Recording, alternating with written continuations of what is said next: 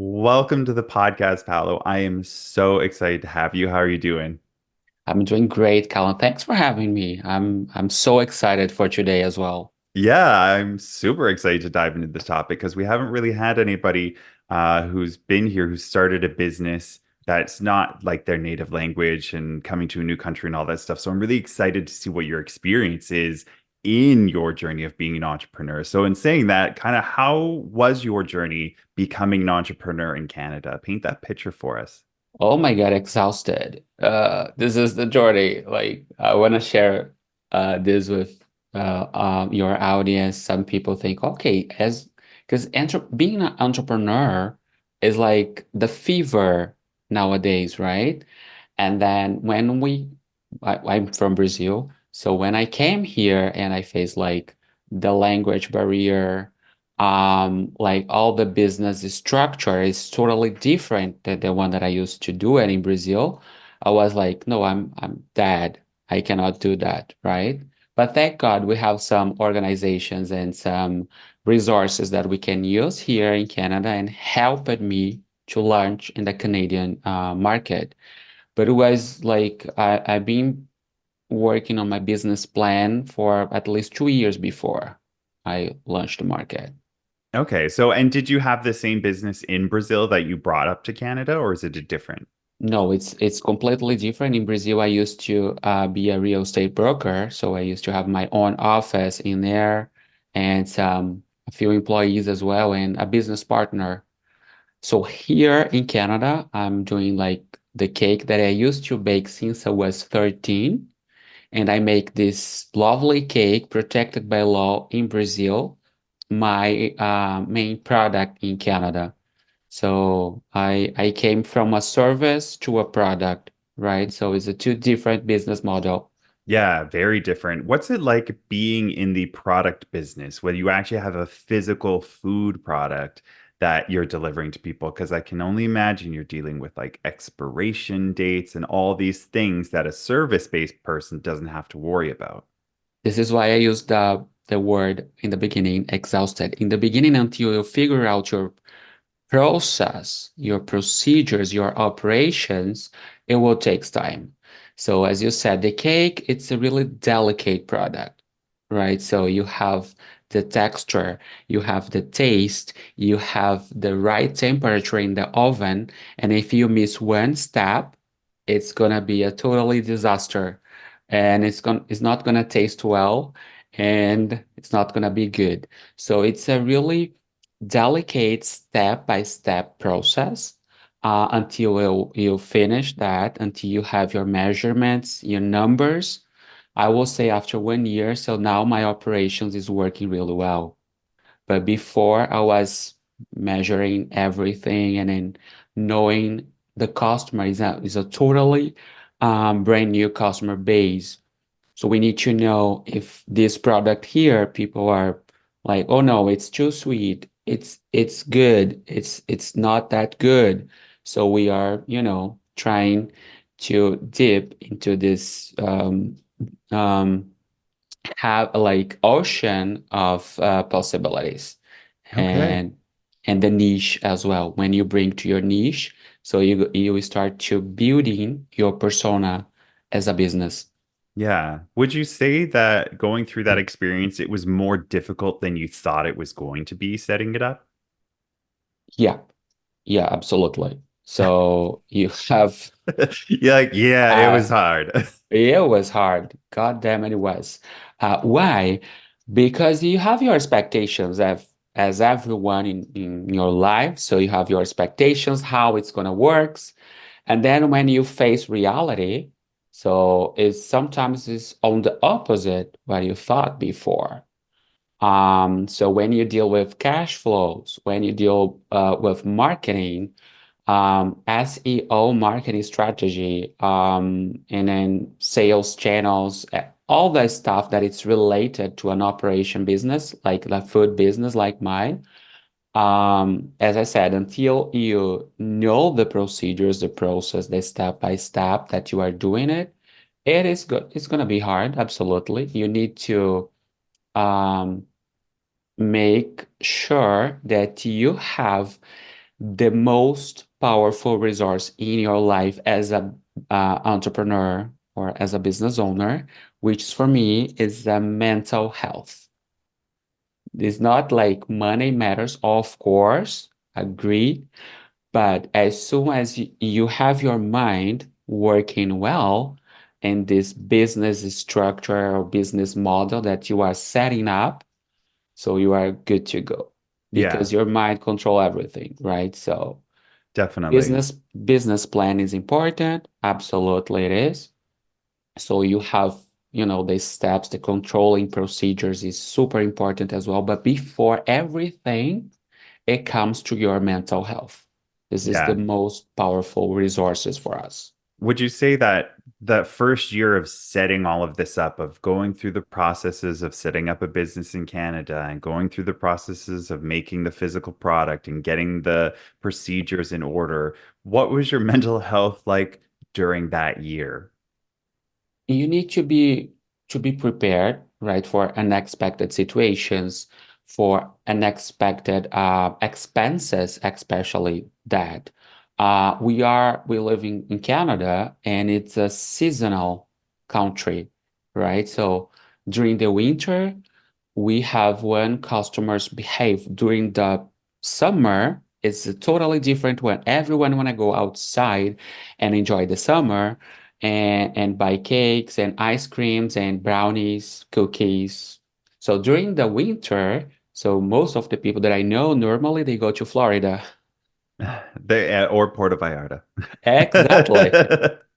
They go outside the country and then so like your business need to survive during this moment during this time, and this is how you manage your cash flow because your sales is going to be down a bit or sometimes really down, deep down.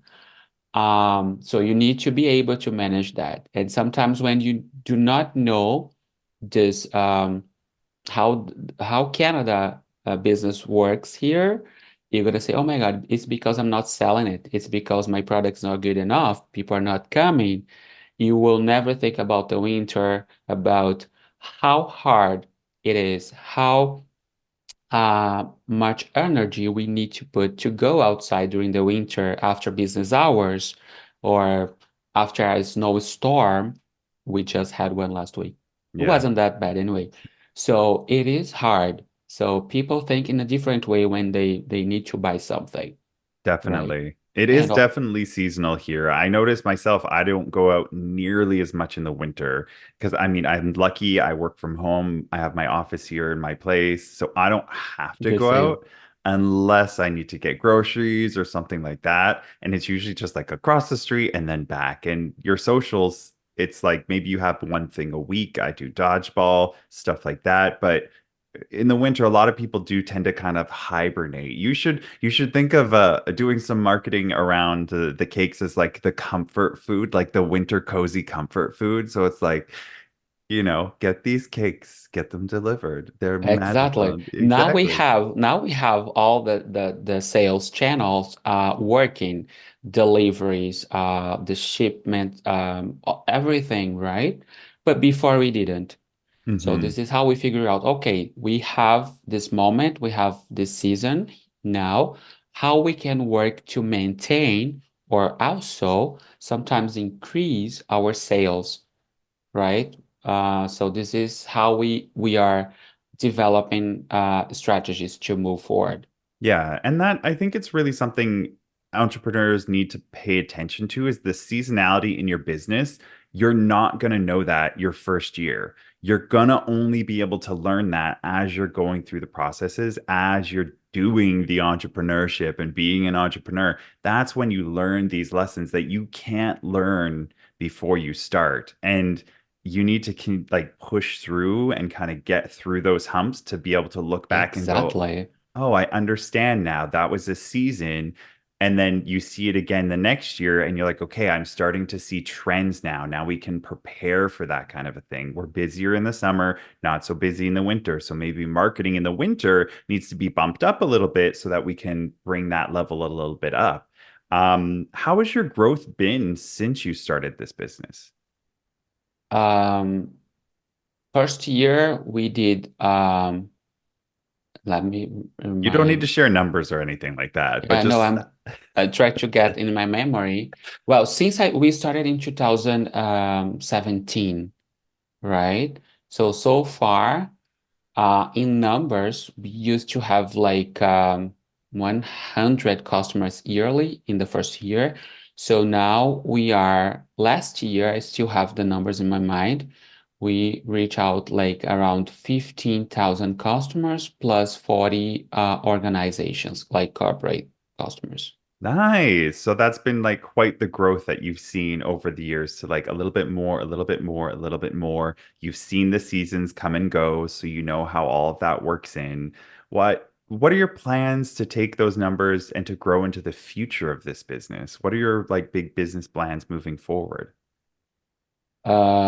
We are now working on this year. So we're going to have some partnership for Paulo's Cake Shop. It's not going to be only a cake shop. It's more coming soon. And this is if people die, if I die after this podcast, this is my partners here that they want, let me know, like, let me share all the info. But yeah, we're gonna do some catering after for 2024. Okay. So this is our main focus. We have like several corporate customers that they are looking for more than cakes, right? And we realized that last year in a meeting, at our end of the year meeting, and we said, why we do not that? What it's holding us to move forward with that step, right? Okay. So We what's the have the next kitchen, product? exactly. We have the kitchen prepared. We have the team. So, and then we have some more organizations that are looking for the solution, right? And more is coming soon. But this is so far what I can share with you. Okay, okay. I'm not going to ask you any. All I will say is that I hope that I see some of your cakes at the next EY event that I see you at. Yeah, yeah. So oh my God, UI, it's lovely. It's a lovely corporation. Um, Once I was in there, so they sold or delivered or distribute my cakes to 9 offices across Canada. Plus, yeah, they did that. I was like, whoa. And they made presentation for me to show my case, my entrepreneurship journey was lovely. So they made like a fully room with people, employees, to listen my entrepreneurial journey in Canada, how it worked, how it started, so how we move forward. I love that. And now I've seen you at some like a couple of these events. So now I want the cakes. I have not actually had one of your cakes yet. I've seen Really? them, I've looked at them. I've not actually been somewhere where I can get a cake. So we definitely need to make that happen. I'm curious, Absolutely. what has been one of the biggest lessons you've learned on this entrepreneurial journey? Well, the most important, as I already said in the beginning, it's your take care of your mental health.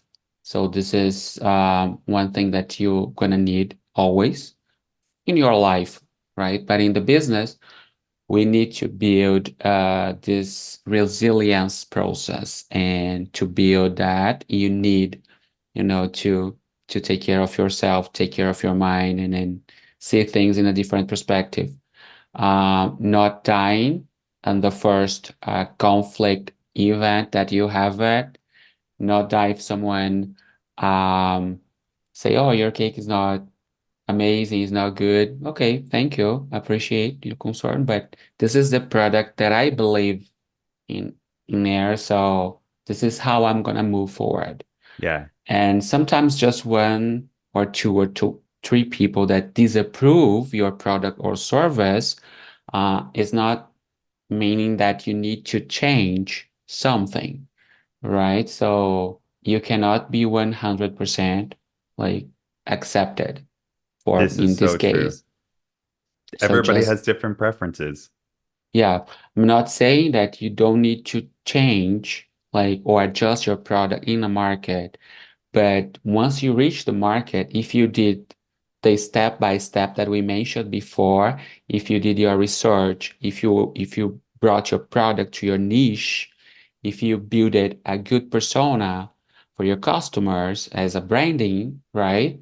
So you don't need to worry about it. You did the lessons before. And Mhm. then critics, will be everywhere. So just be focused. Yeah, This it's so is true.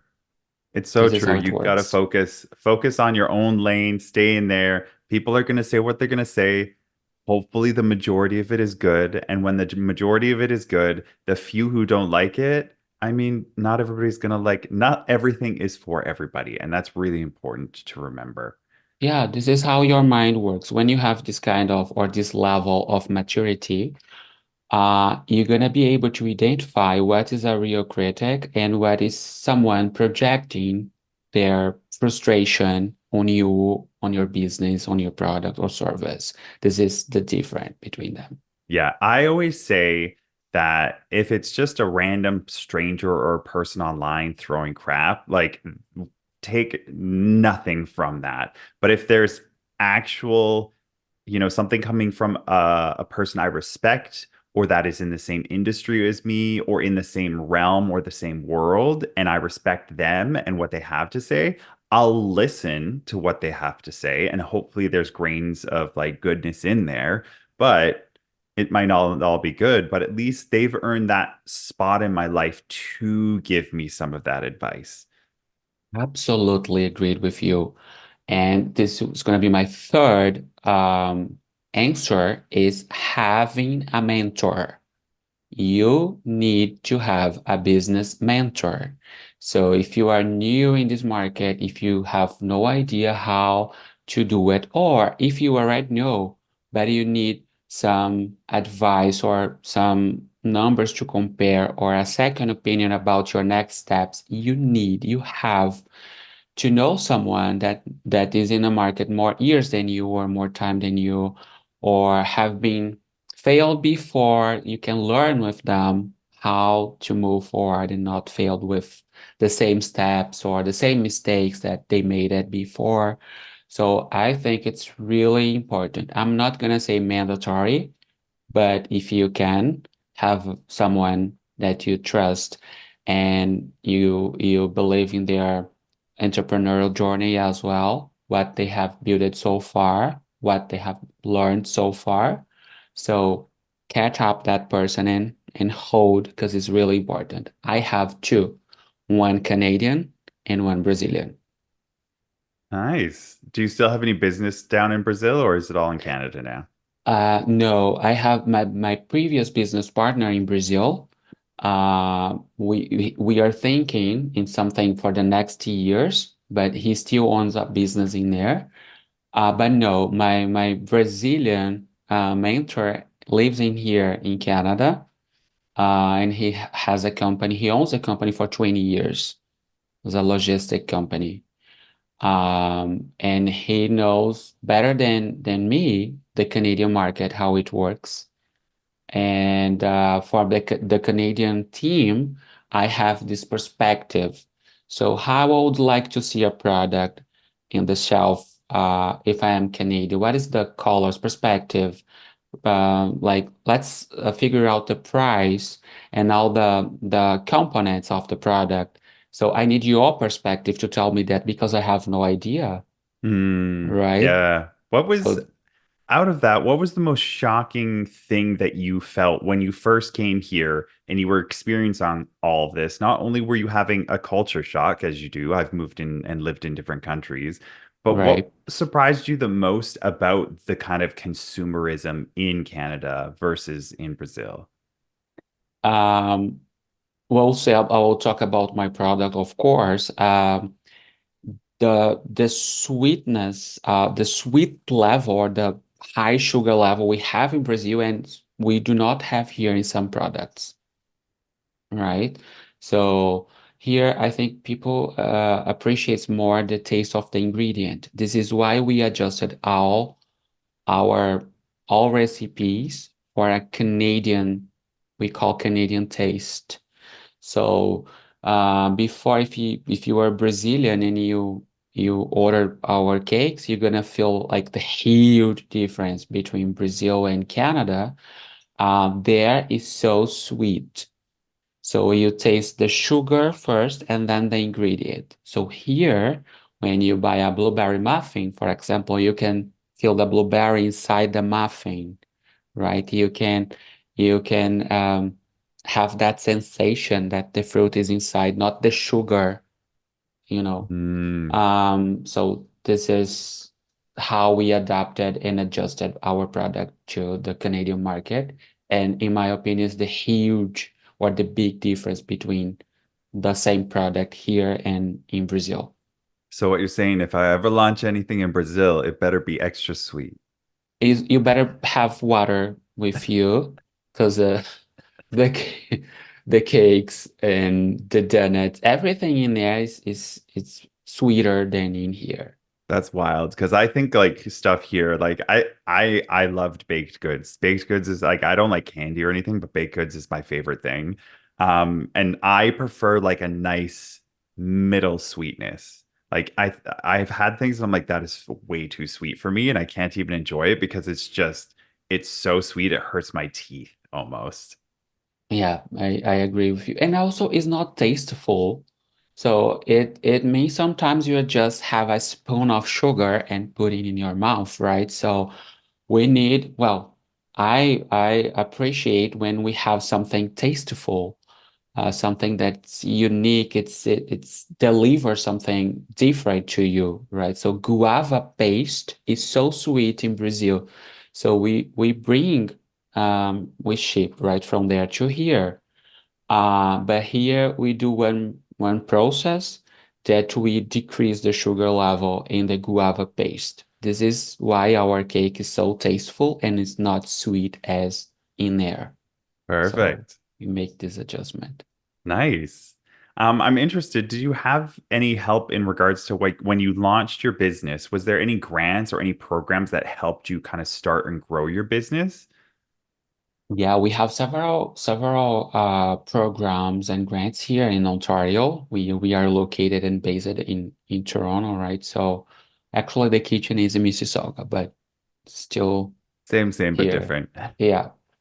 Um, in the beginning, I used Futurepreneur, so Hmm. they are just great with their grants and their programs. So especially for minority like Black people, LGBTQI plus community as well, they work in a really great way. And for the city and the government of Canada, City of Toronto and the government of Canada, we still have a few. Um, Funds and grants that all the business owners can have access. I think, if I'm not wrong, in that time I used two. I got two. One, it's digital main street, right, for your digital marketing um, campaign or help if you need. So if your audience now has like a physical store or how they call here a brick and mortar store Hmm. or space, you are able to submit your application. It's really quick, guys. It's really quick. So you just open Digital Main Street, you do an application, someone will call you, and you're gonna have 2,500 um, as a grant in your business account. Hmm. So they will explain to you how it works, and it's so easy, busy, like it's fantastic. And especially in the beginning, when you reach out the market, you are doing several things, and sometimes you are not that good with marketing, you're not that good with social medias channels. They bring to you as a business owner a nice perspective how thing works, and also the grant can help you to hire someone to do that, or but you're gonna hire someone knowing what they would do it or Hmm. what focus you can do that. So we have several programs here that you can benefit your business or you. And also I need to mention Enterprise Toronto. So it should be your main, the first resource for your research in Ontario.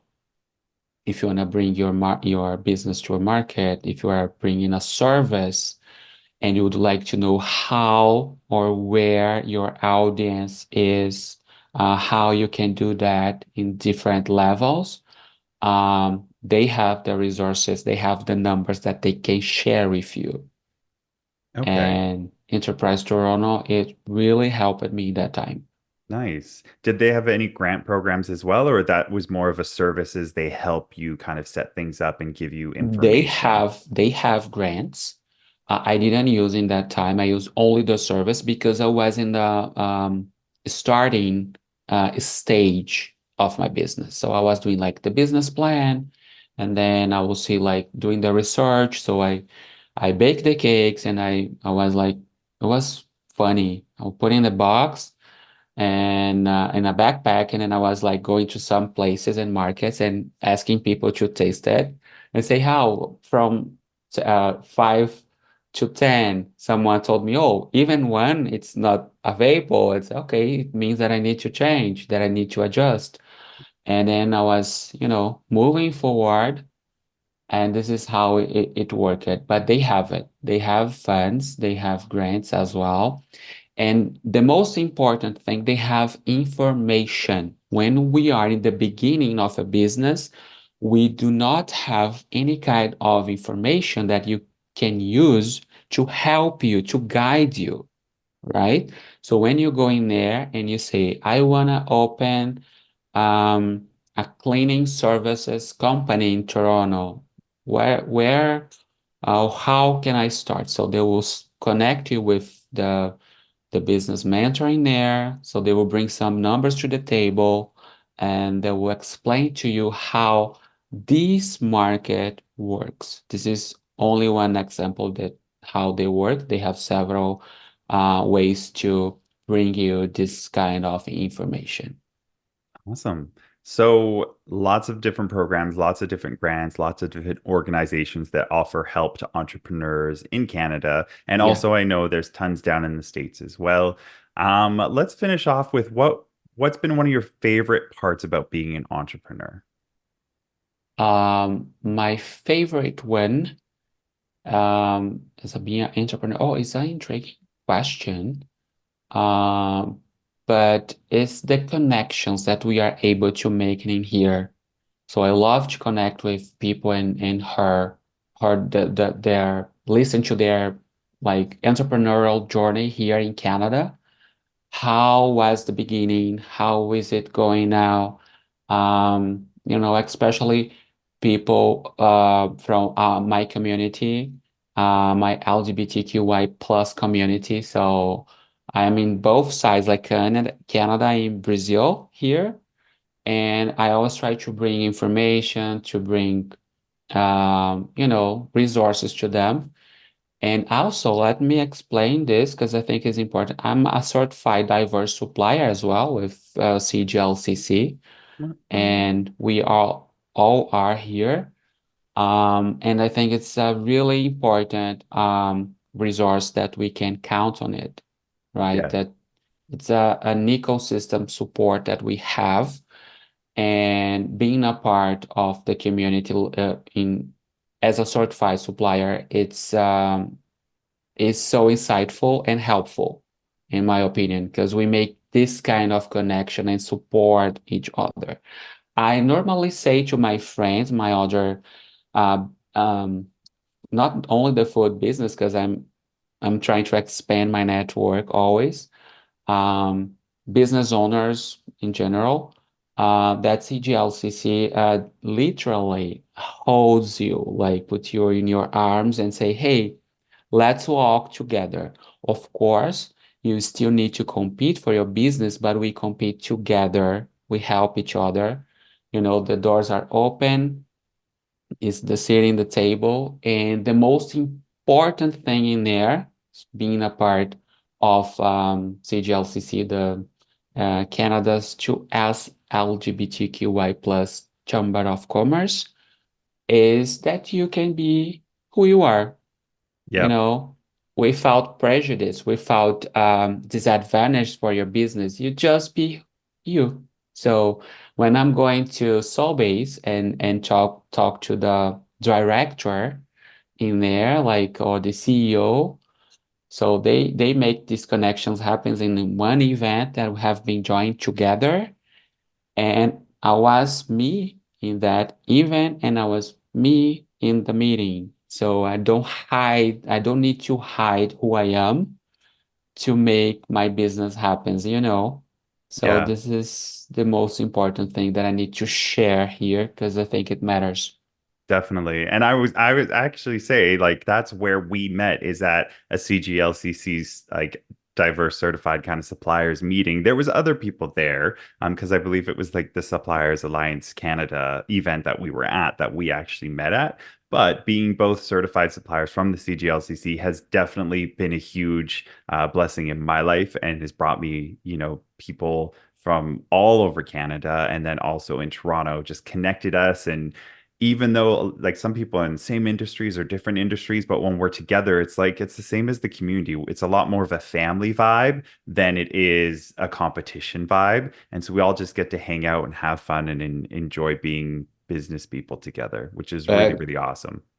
Absolutely. And that is exactly what I'm talking about. So I said exhausted in the beginning of our conversation today, and we are talking about the challenges that we face. Sometimes we are, you know, hard from being like a LGBTQI plus or a queer business owner, and we suffer like in some moments, right? So let's not suffer because of our LGBTQ status. So let's hold hands and walk together. So this is what it means, support, Yep. right? Support matters, and voice. We have this kind of voice in there. So they listen to us. We can share our thoughts and share how we can improve, you know, how we can go together and make our ecosystem even better.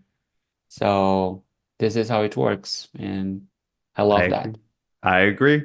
I agree. Well, Paolo, it has been absolutely magical having you on the podcast. I want to thank you so much for being here and sharing your insights on being an entrepreneur. I hope you have an absolutely magical day. Thank you. Thank you so much. It was an honor for me. Was really I was honorable to be here. And thanks for having me today. I know you Of are course. busy too, and it was a lovely conversation. I hope your audience enjoy, and let's walk together. Let's do it. Amazing.